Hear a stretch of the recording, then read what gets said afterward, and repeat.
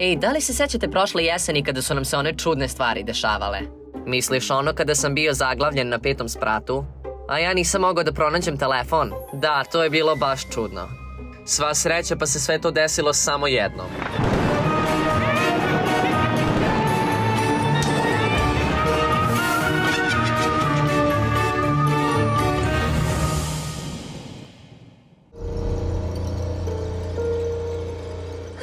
Ma siguran sam da će sve biti okej.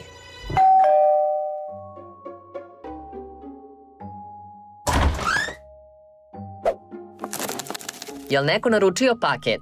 Pipi, pažljivo s tim, možda je lomljivo.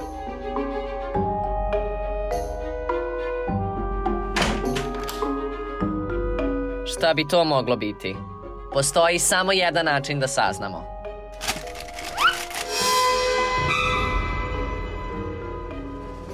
Jel neko poručio porcelansku lutku? Ne. Pipi, zašto si to uradio?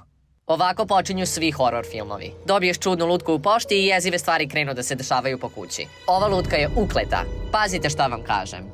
Pazi ti, Pipi. Lutka je sada polomljena zbog tebe. Sad će da se naljuti. Samo se vi šalite. Ova lutka je ozbiljan problem. Bolje da je iznesemo iz kuće. Pipi, od kad si ti tako paranoičan?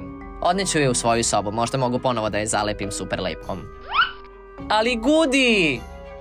Uklete lutke postoje samo u filmovima. Kad smo kod toga, odoh da vidim šta ima novo na Goodflixu.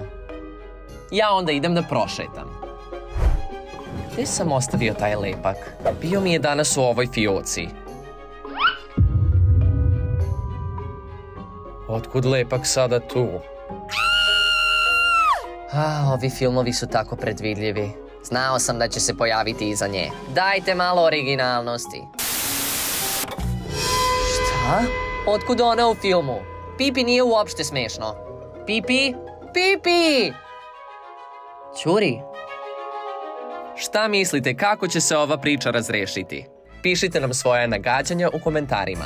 Tražili ste da se nastavi oktobarski specijal. To smo vam i priredili. Pogledajte i naš prethodni video, a vidimo se u sledećoj epizodi našeg serijala Pipi, Gudi i Ćuri Show. Ne zaboravite da možete da pogledate i naše ostale avanture na YouTubeu i zapratite nas na Facebooku, Instagramu i TikToku. Vidimo se!